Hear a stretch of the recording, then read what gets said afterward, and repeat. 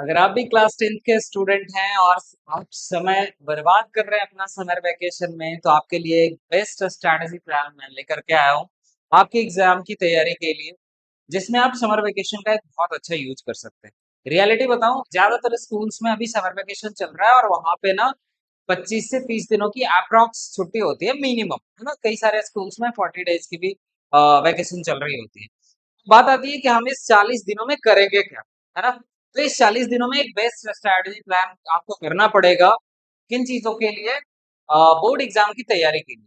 देखिए, आपने कई बार देखा होगा कि नवंबर और दिसंबर महीने में जाकर के लोग पढ़ना स्टार्ट करते हैं, और आपको पता होगा कि नवंबर दिसंबर महीना जो होता है ना, वो कंप्लीटली अक्टूबर से स्टार्ट होता है, फेस्टिवल टाइम, और फिर शादी का सीजन आता है और वो फिर जनवरी तक जाता है। तो आपको अगर बेस्ट स्टडी प्लान करनी है, तो अभी आपके पास इनफ टाइम होता है, क्योंकि जैसे ही आपकी स्कूलिंग चालू होगी, आप वापस 8 से 10 घंटे के लिए स्कूल में एनरोल हो जाएंगे। तो बेहतर होगा कि आप इस समर वेकेशन का एक बहुत बढ़िया यूज कर सकते हैं। अब इसका समर वेकेशन में हम करें तो करें क्या, और क्या करें क्या ना करें, किन चीजों पर हमें काम करना होगा और कैसे करना होगा, मैं सारी बातें डिस्कस करूंगा। कई बार आपने देखा होगा बहुत सारे बच्चों को कि अक्टूबर नवंबर के टाइम ना वो काफी परेशान रहते हैं। तो वो वही बच्चे होते हैं जो समर वेकेशन में या तो दार्जिलिंग का टूर कर रहे होते हैं, है ना, या फिर पूरा दिन फोन चला रहे होते हैं, या फिर एक बढ़िया रूटीन बनाते हैं कि कल से हमें ऐसे पढ़ाई करनी है, और वो रूटीन वही रखा का रखे रह जाता है। ठीक है, तो कुछ इसी तरीके के बच्चे रहते हैं जो आपको अक्टूबर नवंबर के टाइम पे परेशान दिख रहे होते हैं। क्यों? क्योंकि उन्होंने समर वेकेशन का यूज नहीं करा, और अक्टूबर नवंबर का जब मंथ आता है, तो उन्हें लगता है कि अब तो हमारा एग्जाम में बस 1-2 महीने रह गए हैं, और फिर एग्जाम का प्रेशर धीरे धीरे हमें झेलना पड़ता है। ठीक है, तो आपको अभी से उन चीजों के लिए तैयार रहना है। आपको करना क्या है, मैंने बताया क्या नहीं करना है। पूरा दिन फोन नहीं चलाना है आपको, है ना। अगर आप नोट्स बना रहे हैं तो उसको प्रॉपरली रीडिंग डालनी है, उसे राइट करना है। ठीक है, मैं हर एक सब्जेक्ट के लिए बात करूंगा। जैसे मैं अगर मैथ्स की बात करूं, तो मैथ्स में आपके जितने भी पोर्शन स्कूल में कवर हो चुके हैं, के क्लासेस में कवर हो चुके हैं, तो आप ना सिर्फ उसका एक प्रॉपर नोट बनाइए गुड हैंडराइटिंग में, बल्कि आपको हर एक क्वेश्चन एनसीईआरटी पे आपको एकदम अच्छी से अच्छी पकड़ बनानी पड़ेगी। अगर आप चाहते हैं कि आपका स्कोर 90 से 95% के आसपास रहे, एबव 95% भी रहे, तो आपको ये काम करना पड़ेगा। ठीक है, आपको पहले क्या करना है, एनसीईआरटी पे बहुत बढ़िया पकड़ बनानी है। जो टॉपिक से स्कूल में हो गए, जो टॉपिक आपके क्लास में हो गया, चाहे वो मैथ्स की हो या फिर साइंस की हो। मैं सोशल साइंस और इंग्लिश यानी लैंग्वेज सब्जेक्ट की बात मैं आखिरी में करूंगा। अभी फिलहाल में मैथ्स और साइंस को लेकर के चल, because I am also a maths teacher, so first of all I discuss about the mathematics. ठीक है, तो मैथ्स में आपको क्या करना है कि सबसे पहले तो एनसीईआरटी पे पकड़ बनानी है, प्रीवियस टॉपिक्स का रिवीजन करना है, डेली प्रैक्टिस प्रॉब्लम्स आपको करने हैं। ठीक है, एनसीईआरटी पहले विद इन 7 डेज आपको फिनिश कर लेना है, क्योंकि अप्रोक्सीमेटली अभी सारे स्कूल्स में ना 6 चैप्टर तक आई थिंक हो गया होगा। Real number, polynomials, linear equation in 2 variables, quadratic equation, arithmetic, यहाँ तक सारे स्कूल्स में पोर्शन कवर हो गया होगा। तो इन सारे चैप्टर्स का आप रिवीजन करें। डेली प्रैक्टिस क्वेश्चन कहाँ से करेंगे भाई? तो आर डी शर्मा या आर एस अग्रवाल की बुक आप कवर कर सकते हैं। उसके बाद आपको क्या करना है कि साइंस में अगर मैं बात करूं, तो साइंस में एटलीस्ट केमिस्ट्री के एक चैप्टर निकल गए होंगे आपके समर वेकेशन से पहले, है ना। फिजिक्स में एक चैप्टर निकल गए होंगे, और बायोलॉजी के भी एक चैप्टर आई थिंक निकल गया होगा। तो आपका बेहतर प्लान क्या होगा कि फिजिक्स में जितने भी रूल लिखवाए गए हैं, जितने भी फॉर्मूलाज लिखवाया गया है, उससे रिलेटेड जितने भी न्यूमेरिकल्स हैं, आप एक बार एनसीईआरटी से सारे कवर करो, है ना। एक प्रॉपर नोट्स बनानी है, एक प्रॉपर पेज में ना माइंड मैप बनाओ कि लाइट कहाँ से स्टार्ट हुआ और कहाँ को खत्म हो रहा है। एक प्रॉपर रिफ्लेक्शन का माइंड मैप होगा, फिर एक रिफ्लेक्शन का। करेक्ट।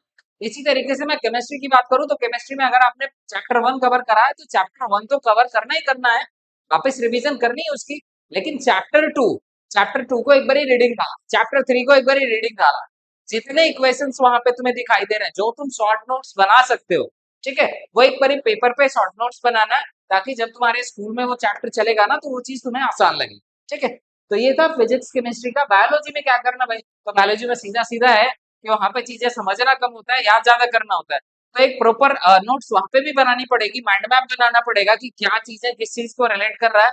ठीक है, और उसके बाद फिर उसी नोट्स को ना बाद में तुम्हें जब तुम एग्जाम देने जाने लग रहे होगे, तो वही पेपर निकालना है समर वेकेशन वाली, और वापस उसका रिवीजन कर लेना उस टाइम पे। ठीक है, तो ये स्ट्रेटजी अगर आपने मैथ्स और साइंस में लगाया, समर वेकेशन का एक बढ़िया यूज करा, ठीक है, तो definitely you will be got 95% approx, right? Either it is above or it is approximately 90% to 95%। लेकिन कई बार क्या होता है कि हम लोग मैथ्स और साइंस में बहुत अच्छा करते हैं लेकिन सोशल स्टडी और लैंग्वेज सब्जेक्ट को भूल जाते हैं, तो ऐसा बिल्कुल नहीं करना है। ठीक है, आपको सोशल स्टडीज में क्या करना है, किन की चीजों का ध्यान रखना है। तो जैसे मान लो हमने क्वालिटी का एक चैप्टर पढ़ा, ठीक है, क्वालिटी की पहले तो रीडिंग डालनी है।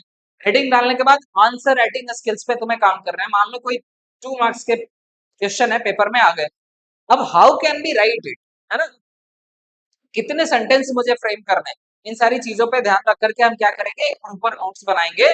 और उसके बाद इंपॉर्टेंट डेट्स, इंपॉर्टेंट फैक्ट्स जो होंगे किसी भी एक चैप्टर्स के, वो तुम्हें काम करना पड़ेगा। और उसके बाद फिर अगर बात करूं मैं लैंग्वेज सब्जेक्ट की, तो लैंग्वेज सब्जेक्ट में भी सबसे ज्यादा जो इंपॉर्टेंट चीज होता है वो है कि आप समर वेकेशन में रीडिंग स्किल अपना इंप्रूव कर सकते हैं, राइटिंग स्किल अपनी इंप्रूव कर सकते हैं, राइट। उसके बाद फिर आंसर राइटिंग का जो एक प्रोसेस होता है लोग छोड़ देते हैं, है ना, सब्जेक्ट जो होता है लैंग्वेज का उसे स्किप करते हैं कि भाई 1 महीने में तो हम कवर कर लेंगे। लेकिन अगर आपका टारगेट 90% 95% से प्लस का है, तो आपको हर एक दिन बहुत अच्छा काम करना पड़ेगा आपके बोर्ड एग्जाम के प्रिपरेशन के लिए। अगर आप ये सोच करके चल रहे हैं कि अभी तो हमारे पास 8 महीने 9 महीने, तो ये कब निकल जाएगा ना, आपको कुछ भी अंदाजा नहीं उसका। जैसे ही समर वेकेशन खत्म होगी या स्कूल तुम्हारा स्टार्ट हो जाएगा, और स्कूल स्टार्ट होने के बाद आप 10 घंटे स्कूल में इनरोल रहेंगे, 1-2 घंटे आप क्लासेस में इनरोल रहेंगे, बाकी के टाइम आप आपके दोस्त ले जाएंगे, ठीक है। तो इस तरीके से पूरा दिन कब खत्म हो जाएगा आपको कुछ भी करने का मौका नहीं मिलेगा। तो एक अच्छी स्ट्रैटेजी, एक अच्छी प्लान बनाइए बोर्ड एग्जाम के लिए, ठीक है ना। उसके बाद जैसे ही अक्टूबर मंथ आएगा वहां पे फिर दुर्गा पूजा, दिवाली, दशहरा, ये सारा कुछ फेस्टिवल सीजन आने लगता है। और जैसे ये खत्म होगा फिर आपके चाचा की शादी, आपके मौसा की शादी, आपकी बुआ की शादी, ये सब कुछ चलने लगेगा। फिर शादियों के सीजन में वो लोग तो मौज काटेंगे, आप फंस जाओगे भाई, आपका रिजल्ट खराब हो जाएगा। फिर वही चाचा बुआ और मौसा जी जो है वो कॉल करेंगे, बेटा कितना परसेंट आया, इतना ही आया, अरे यार तुम कैसे तैयारी करते थे। तो ये सारी चीजें तुम्हारे साथ होने लग जाएंगी, ठीक है। तो दूसरे की पार्टी एंजॉय करने से बेहतर है कि अपनी पार्टी का एक बेहतरीन प्लान बनाएंगे। Thank you.